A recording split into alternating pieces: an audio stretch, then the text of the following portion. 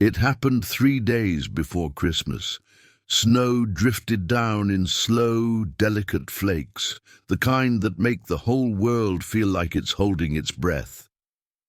Daniel Harper had just locked the door of the small printing shop where he worked late nights, alone, always alone, when he heard a tiny voice behind him, a voice that didn't belong in the cold. "Sir, are you my dad?" He turned, and standing in the snow was a little girl in a thin red Christmas sweater, holding a one-eared stuffed rabbit. He had never seen her before, but then she pulled out a crumpled photograph, a picture of him, and everything Daniel thought he knew about his life began to fall apart. This is the day everything changed. Before we continue, if stories like this touch your heart, subscribe. It helps us share more hope with more people. Daniel had gotten used to quiet Christmases. Too many, actually. He didn't put up lights anymore. He didn't bake gingerbread like he used to with his mum. And the little fake tree in his apartment still sat in the hallway closet, collecting dust. Life wasn't bad, just empty, predictable. A quiet routine he didn't know how to break. But tonight cracked something open. The little girl stared up at him with big brown eyes, much older than 7 years should ever look. "My name is Lucy," she said softly. Daniel forced a smile, even though his heart was pounding. "Hi, Lucy.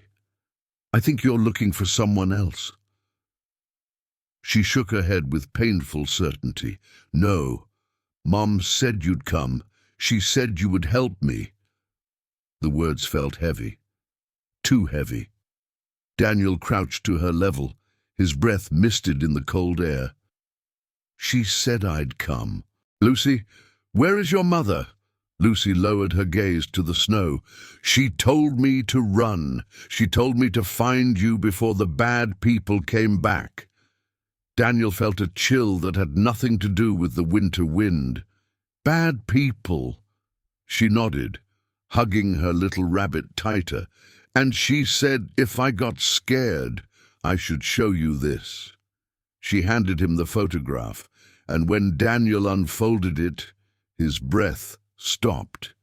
It was him, younger, happier, standing with a woman he hadn't seen in 20 years. Rachel, the only woman he had ever really loved, the one he had lost because of one stupid, stubborn mistake. His voice cracked. "Lucy, why do you have this?" She looked at him with a heartbreaking innocence. "Because you're the only one who can keep me safe." Daniel led Lucy inside the printing shop to warm her up. The heater rattled like an old man with complaints, but it worked. Lucy stood next to it, shivering, her little shoulders trembling under that thin red sweater. Daniel made her hot cocoa from the staff machine, the kind that tasted like warm sugar water, and she drank it like she hadn't tasted anything warm in days. He tried calling the police, but before he pressed the last digit, Lucy grabbed his arm, terrified. "No! They'll take me away, Daniel! Please, don't let them!" Hearing his name from her tiny voice made something twist in his chest. "How do you know my name?" he whispered. Lucy wiped her eyes. "Mom said it. She said if anything happened, I had to find Daniel Harper. She promised you would help me." Her voice broke, and so did Daniel. He knelt down again, slower this time, not wanting to scare her. "Okay, I won't call them right now, but I need to understand. Why is someone after you?" Lucy swallowed hard. "Mom owed people something. Money, I think, and when she couldn't pay, they started coming after us. A 7-year-old shouldn't know words like that, shouldn't know fear like that." Daniel's heart hardened, not at her, but at the world that had failed her. "You're safe with me tonight," he promised, and he meant it. Snow fell harder as Daniel drove Lucy through the sleeping town. She curled up in the back seat, rabbit clutched to her chest, finally drifting into an exhausted sleep. Daniel kept glancing at her in the mirror. Could she really be? No. He needed answers first. He drove to the only person who might know the truth, his old friend, Tom. Tom lived in a warm little house filled with knitted blankets and Christmas lights that belonged in a holiday movie. When Daniel showed him the photograph, Tom's face went pale. "Dan, Rachel was pregnant when she left."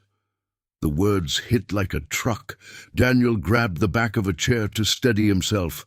I didn't know," he whispered. "She didn't want you to," Tom said. "You two had that big fight. You said things you didn't mean. She told me she didn't want to ruin your life." Daniel closed his eyes in pain. He remembered the fight. He remembered the awful words. He remembered Christmas that year, sitting alone, drinking cheap whiskey, staring at an unopened present she had left before walking out. Tom placed a hand on his shoulder. And Dan. Rachel got mixed up with the wrong people years later. Debt stuff. She was trying to find you again, but life kept getting worse. Daniel whispered the question, clawing at his throat. "Tom, do you think Lucy is mine?" Tom looked at him, with gentleness, with regret. "I think it's very possible." On the drive to Rachel's last known address, Lucy woke up crying. Her little voice shook as she whispered, "Mom said if they found us, Christmas would be over forever." Daniel's heart twisted. "Christmas isn't over," he said, trying to steady his voice. "I'm here. I'm not going anywhere." They reached Rachel's old apartment, a run-down building with flickering hallway lights and peeling candy cane decorations. A neighbor recognized Lucy immediately. "You're Rachel's little girl." "Oh, honey, we've been worried," Daniel asked where Rachel was. The neighbor sighed. "She left in an ambulance 2 nights ago. Shelter hospital downtown. Poor thing collapsed in the hallway." Just before closing her door, the neighbor handed Daniel a small envelope. "She wanted you to have this." His name was on the front. He opened it with trembling fingers. Inside was a handwritten note in Rachel's familiar looping script. "Daniel, I should have told you the truth years ago. I'm sorry. Lucy deserves better than the life I gave her. If anything happens to me, please take care of her." Daniel felt the world tilt. Lucy tugged on his coat again. "Are we going to find her?" Daniel knelt, wiping a tear from her cheek. "Yes, sweetheart. I promise you, I won't stop until we do." The shelter hospital was decorated with faded paper snowflakes made by children. The air smelled of pine cleaner and old hope. When Daniel and Lucy reached the room number the nurse gave them, Lucy ran forward before he could catch her. "Mom!" Rachel lay in a narrow bed, pale but alive. Her eyes fluttered open at the sound of Lucy's voice. "Baby," she whispered. "You found him?" Lucy climbed onto the bed, burying her face in her mother's chest. Rachel looked at Daniel with all the pain of lost years in her eyes. "I didn't want to trap you," she said weakly. "I thought I was doing the right thing, and then life just fell apart. I kept meaning to find you again, but shame, it gets heavy." Daniel sat on the edge of the bed, taking her trembling hand. "You should have come," he whispered. "I would have helped. I would have been there." Rachel's voice broke. "Lucy is your daughter, Daniel. I'm sorry I kept her from you." Daniel closed his eyes as tears finally escaped. A lifetime of regret melted in one painful, beautiful moment. Christmas morning arrived quietly. Snowflakes drifted outside the hospital window, glowing gold under the rising sun. Daniel sat in a recliner beside Rachel's bed. Lucy curled up asleep on his lap as he read her a Christmas story. Her rabbit, now with 2 ears, because Daniel had sewn it back together, sat tucked under her chin. Rachel watched them through tears. "You're good with her," she whispered. Daniel smiled softly. "She's everything." Rachel swallowed hard. "Daniel, what happens now?" He reached for her hand again, this time with no hesitation, no fear, no past between them. "What happens now," he said, "is that none of you are alone anymore." Lucy woke up slowly, rubbing her eyes.